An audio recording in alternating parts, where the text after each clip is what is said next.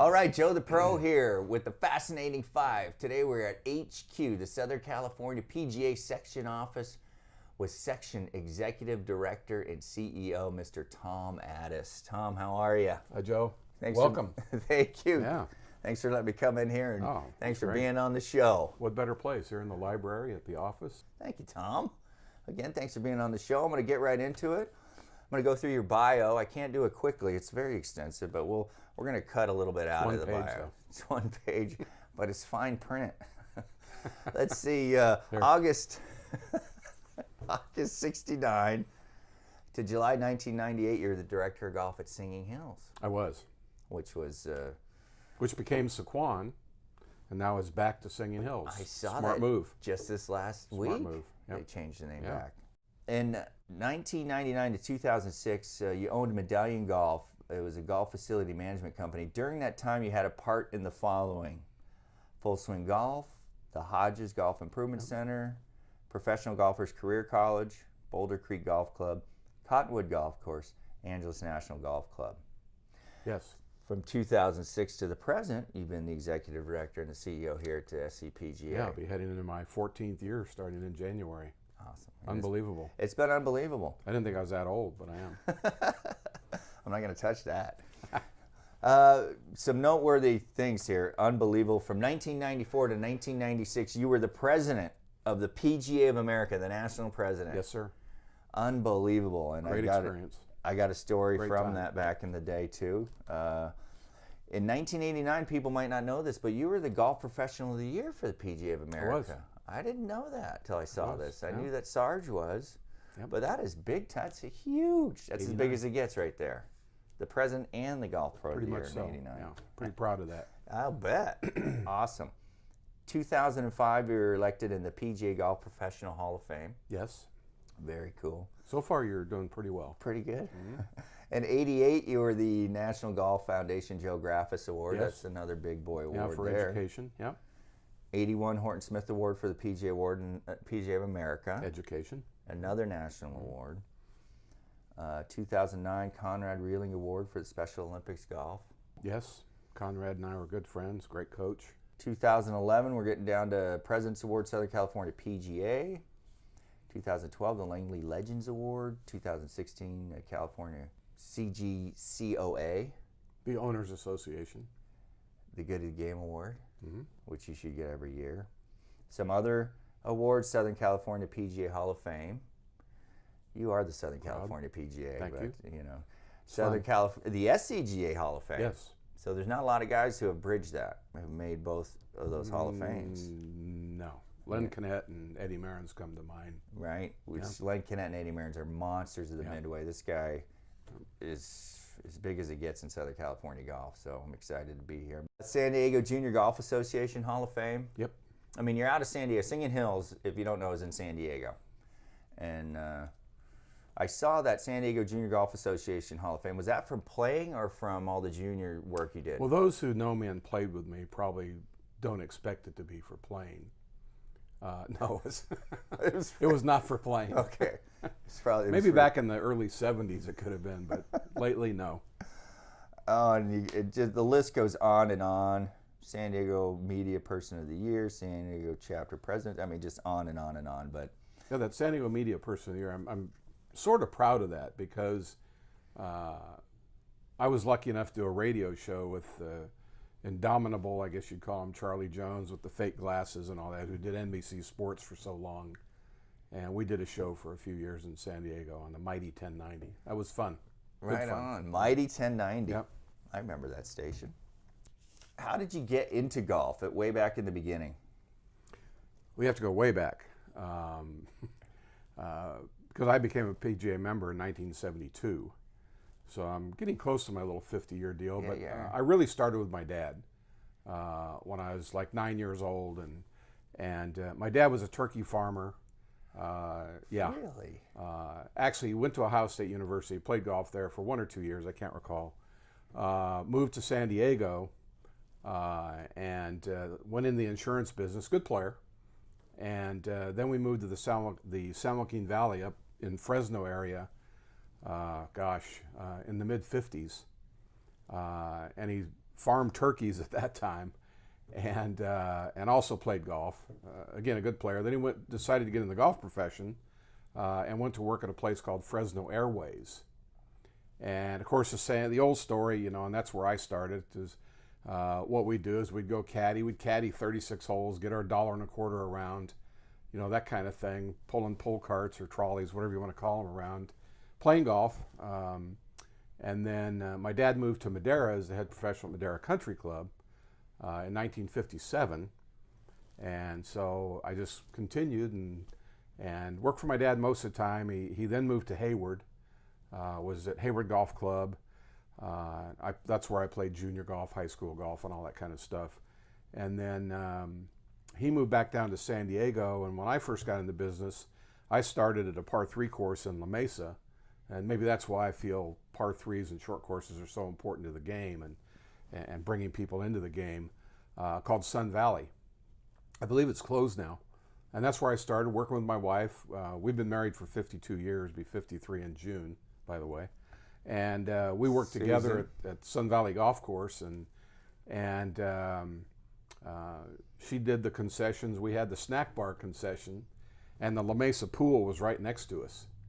And so, selling those packages of gum and Lifesavers, and some people out there might remember Stewart infrared sandwiches, where you had these frozen hot dogs and frozen hamburgers, and then you had this aluminum or this steel oven that you pulled the hot dog or the hamburger, you put it in there with the wrapper on it, and you set a timer for like 2 minutes or 3 minutes or whatever it takes to cook a hamburger or a hot dog. Pull that baby out and slap the mustard on it, and there you go. And we sold so many of those. Anyway, but that's how I really got into business, but I couldn't get into the PGA. And so Singing Hills, the first assistant, Kevin Fleming at the time, was going to hit the tour and try to play the tour. And Singing Hills hired me as the first assistant. And that was in August of 1967. And so through my dad, and then I went to work and worked for a PGA member by the name of Laddie Drake at the time, and registered in the apprentice program, and that's how I started. Amazing. And then Laddie left in 1969, and Steve Harrell and Jerry Hollingsworth, who owned Singing Hills at the time, had faith in me, and they said, "Hey, you want to give this a shot? We'll make you head professional," and that's what I did in April or May of 1969, and then became director of golf and had a great time there. My dad and Steve Harrell and Jerry Hollingsworth so much. Learned a lot and was able to do a lot, and really appreciate that. Wow, phenomenal. Yeah. Your dad was a Class A pro. Yeah, he was. Unbelievable. Yeah, he was, and he tried to play a little bit. Then, again, the family thing, same as me. I thought I could do it, and Laddie and I were working on it, and a couple of other professionals, and then finally, about mid-70s, I said, "No, I'm going to work." Yeah. And that was it. Wow, amazing. See, fascinating. No, we didn't know Tom's dad was Class A. That's very fascinating. So you were the president of the PGA of America. Before I ask you the question, I gotta tell the story about while you're the PGA president. Is when I started the Victims of Stroke class back in '94, and it was 21 victims of stroke, and I just told Long Beach Memorial, "Oh, sure, bring them over." Didn't realize how hard it was. It was a lot of work. They all showed up every week. It was like their thing. I learned how much it meant to them, but I remember during, when you were the president of the PGA, I was an apprentice, and you tracked me down at some meeting and told me, how important the work I was doing was at that time, and I was starstruck, and it blew me away, and it made such a huge impression that it literally defined my career path in the PGA. Wow. And Nice. I wouldn't be sitting here, and I wouldn't have had the success that I've had as a golf professional. Well, thanks. If you didn't, Good for you. Good for you that you took it and grabbed it and did it. That meant a lot to me, Tom. It really did. That you thought highly enough of what I was doing. The less fortunate golfer, and this has been that's been a focus of the PGA, been your focus for now 20 plus years, and great opportunities that I've had even whether it be Special Olympics or the National Amputee Golf Association, whatever it might be, to work with and help the less fortunate become interested and participate in this great game. Special Olympics, for example, we were right at the very beginning of Special Olympics, of golf becoming an official sport with the Special Olympics. Dick Smith, the president in 91 and 92, first went to some clinics in Minneapolis with the Special Olympics, and then we worked with a gentleman by the name of Joe O'Brien and worked with the Shrivers to really push the PGA into the Special Olympics, and it finally became an official sport of the Special Olympics in 1995, and the World Games at Yale that year. And I'll never forget how great that was, how emotional that was, and how important that was for the Special Olympics and for golf when that all started. So a lot of nice memories, and thanks for remembering that too with our interaction in that regard. Yeah, absolutely. Cool. Yeah, meant so much. As the PGA of America president, you got any takeaways from that experience? I know we're going back a few Probably years. just a few, but you know, again, it's what, 22, 23 years now. It's been a minute. But I just mentioned the Special Olympics and what we then called golf for the disabled, whether it's the amputees or blind, and becoming involved really, really strongly with those associations and bringing the games, special golf to the games, and then helping to work on and help create the National Amputee Championship and all those kinds of things that allowed the less able to play. That's one thing I'll never forget, and that's why the name Conrad Railing is so important, because Conrad and a PGA member by the name of Rick Burton developed the manual for the Special Olympics and got all of that started as far as the instruction and training manual for golf for the Special Olympics. That's pretty special. That went down while you were the president. Well, it actually started. We started working with Special Olympics in 1988 while I was on the board of directors back then. And in fact, Joe O'Brien and I went to meet with the Shrivers in Washington, D.C.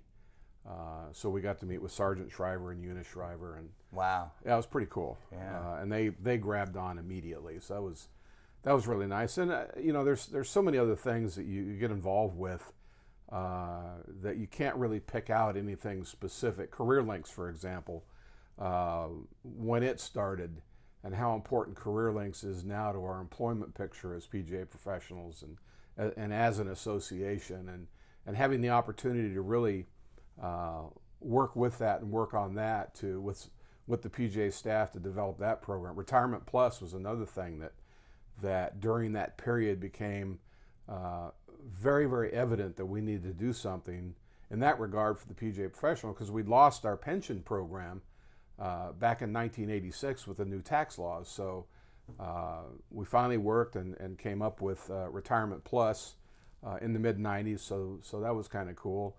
The changeover of our championships, where our championships, such as, of course, the Ryder Cup and the PGA, and the decision to say, okay, we're going to go out there and we're going to try to get the best golf courses and bring the PGA Championship to various areas of the country that we really hadn't considered before. And so we ended up going to Seattle, for example, the Pacific Northwest, and really changing the makeup. And now Kerry Haig, who you hear Kerry's name many, many times across the country in regards to his abilities, and Kerry became the key and the integral piece to the success of our championships back in those days as well. So quite a bit of pride in that regard as well. So just a lot of things went on and go on, and the change in the business school programs. You'll remember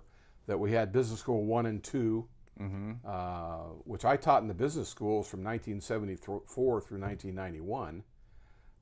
Then we had Business School 3, and then we changed to, I believe it's called what, GPTP, in 93, 4, and 5, and those classes, which was the predecessor or precursor to the PGM program as we know it now. And so that was the first big change. So being involved with those kinds of things was pretty good, you know. That's great. Pretty cool, and something that you know, stayed with us and helped everybody. So I think that's what the main goal. When you sit in the chairs as an officer on the board of directors, just like you with the section board, you're working diligently, and you have such high interest for our PGA Golf Professional, the game, and making sure that everybody's successful, everything is successful, and that's pretty exciting when you get to participate in that regard. Well, that is definitely how you roll. I mean, you want everyone to succeed around you, and it's exactly. evident in everything you do.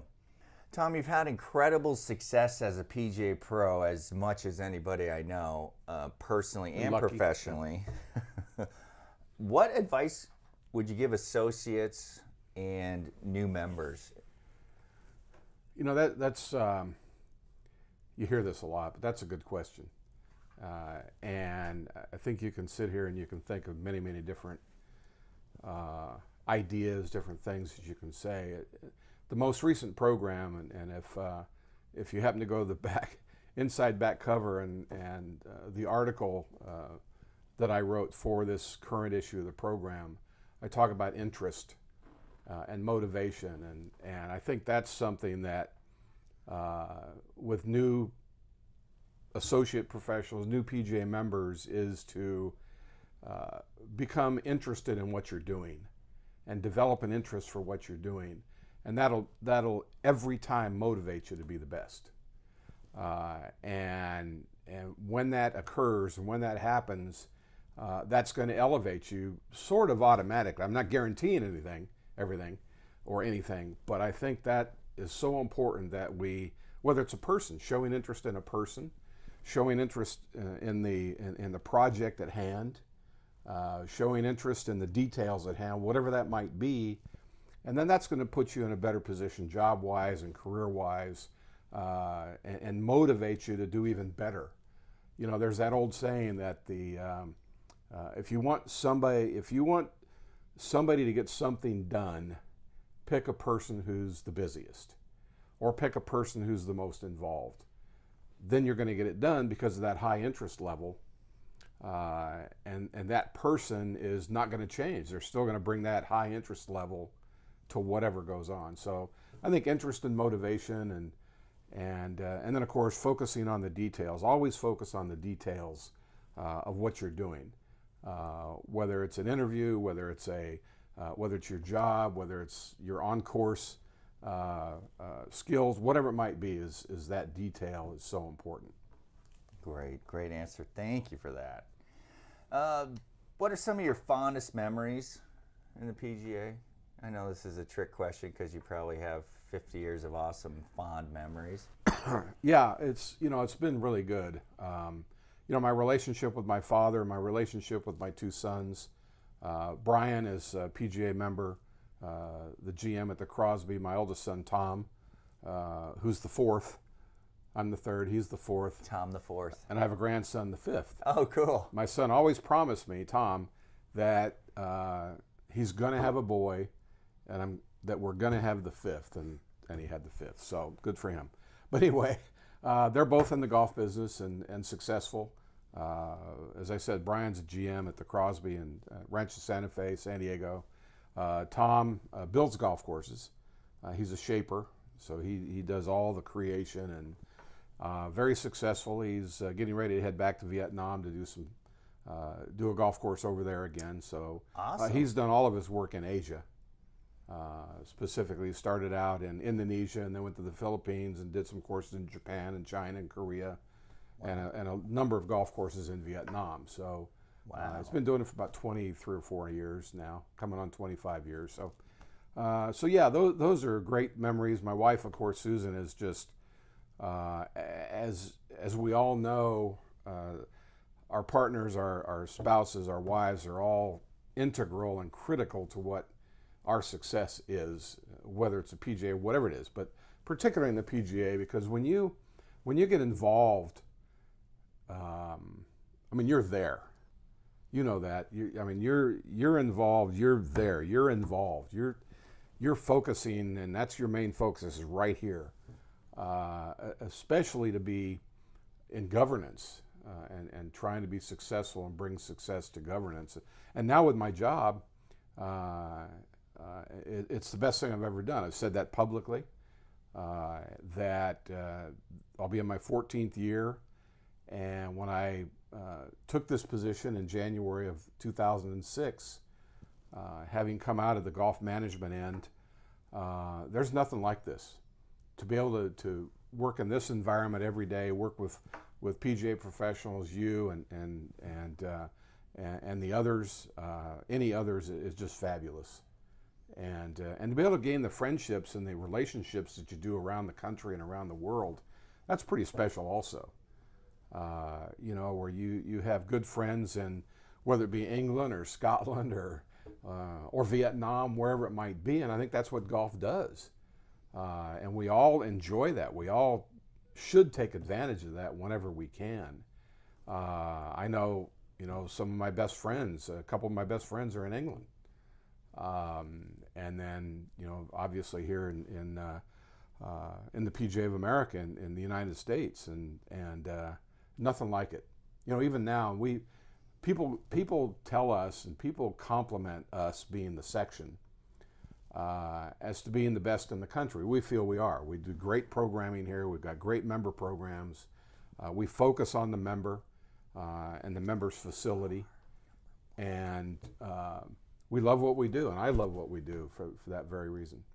No, and I agree 100% that we are number one in the country, and that's definitely a clear result of your leadership. Well, I think the programming that we're able to do has most to do with it. No, Thank you. I'm still giving you all the credit. Great. One final question, Tom. What is your favorite golf tip? Favorite golf tip?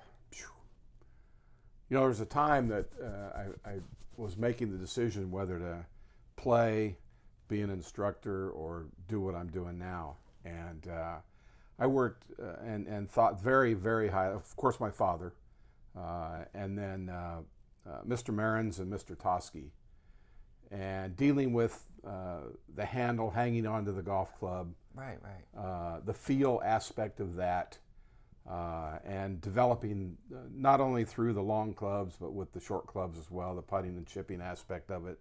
I think listening to those gentlemen, those PGA professionals, combined is probably the best that I've heard and utilized when I used to be an instructor or try to instruct.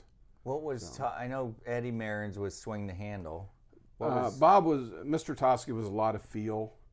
He and I had the great pleasure of being able to talk with Mr. Toski and, of course, Mr. Marins from time to time. Jim Flick, the same thing. And we used to talk about how our hands and our fingers would control what the club does, and particularly when you got to the short game and putting with how your finger, kind of like writing with a pen or a pencil. You have a sensation, you have a feel of writing, and you kind of get the same thing here. I'm left-handed.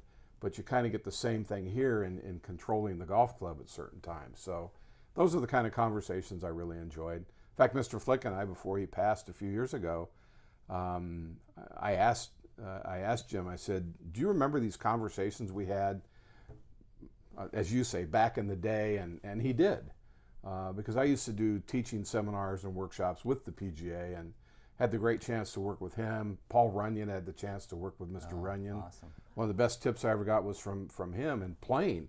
And he said, Tom, when you get the club here, kind of let it suspend at the top. Suspend it in your fingers. Suspend it in your hands at the top and get that feeling.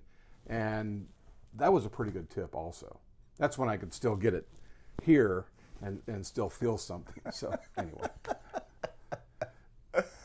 Oh, Tom, well, thank you. I mean, your leadership here in Southern California PGA is putting us on the top in the country. It's for fun. Sure. It's great. You are definitely the most, if not the most, respected man in Southern California golf, for sure. Everybody knows you. Everybody loves you. You're a great guy. You definitely steered my career to where it is today, and I thank you for that. Well, keep it up. You're one of the jewels in the PGA. So. Thank you for saying Good that. stuff. I Yeah. appreciate you saying Yeah. that. And I thank you for taking the time being on the Thank Fascinating you. Thanks Five. for coming here. Yeah. This was very fascinating. That's Everybody why I'm doing come this here. show, because this is This fascinating. is your library. Right? Enjoy this. This is for you. So See this? The PGA Pros. Come This on is our down. library. Look at all these books they got here. They even have hidden away. You see that? Look at that. My old book. So yeah, come on down here, PGA Pros. But can again, you still Tom, buy that? you can still howtogolf.com. Makes a great Christmas gift. Tom, thanks for the time. I really Thanks. appreciate it. Thank You you. are one great guy. Thanks. And you mean a lot to me and Same here. my wife here, Summer. Summer, thanks. And Susan is the best, your wife. So we hope She you guys is. have a great. She's the best. Hope you guys have a great holiday, and thank you for being on the Fascinating Five. Thank you. You're definitely fascinating, ladies and gentlemen. I give you Mr. Tom Addis. Thank you.